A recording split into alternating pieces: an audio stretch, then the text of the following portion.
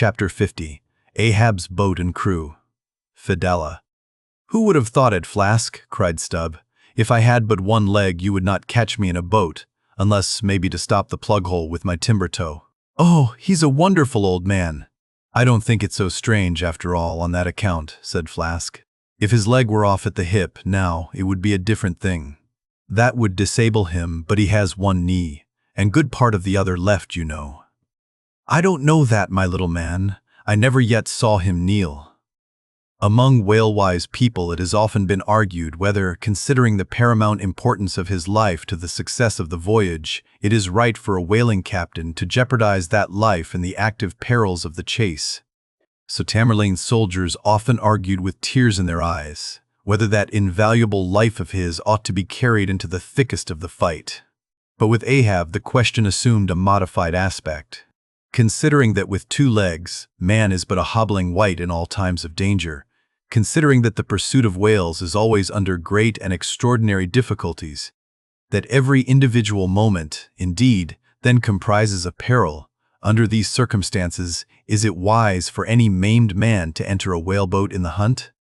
As a general thing, the joint owners of the Pequod must have plainly thought not.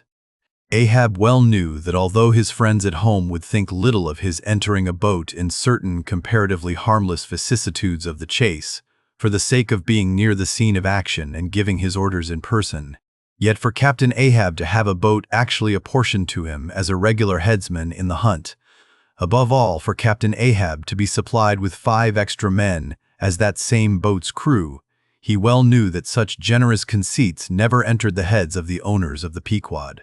Therefore he had not solicited a boat's crew from them, nor had he in any way hinted his desires on that head. Nevertheless, he had taken private measures of his own touching all that matter.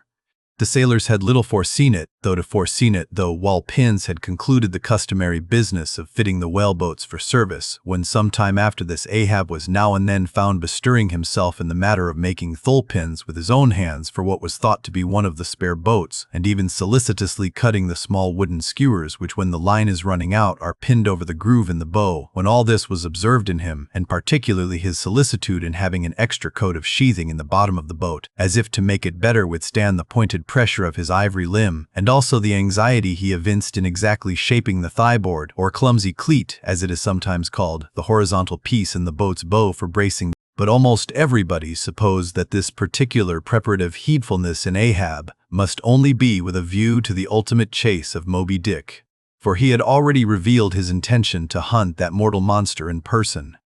But such a supposition did by no means involve the remotest suspicion as to any boat's crew being assigned to that boat. Now, with the subordinate phantoms, what wonder remained soon waned away. For in a whaler, wonders soon wane. Besides, now and then such unaccountable odds and ends of strange nations come up from the unknown nooks and ashholes of the earth to man these floating outlaws of whalers, and the ships themselves often pick up such queer castaway creatures found tossing about the open sea on planks, bits of wreck, oars, whaleboats, canoes, blown-off Japanese junks and whatnot, that Beelzebub himself might climb up the side and step down into the cabin to chat with the captain, and it would not create any unsubduable excitement in the forecastle. But be all this as it may, certain it is that while the subordinate phantoms soon found their place among the crew, though still as it were somehow distinct from them, yet that hair-turbaned Fedallah remained a muffled mystery to the last. Whence he came in a mannerly world like this, by what sort of unaccountable tie he soon evinced himself to be linked with Ahab's peculiar fortunes, nay, so far as to have some sort of a half-hinted influence, heaven knows, but it might have been even authority over him. All this none knew. But one cannot sustain an indifferent air concerning Fedallah.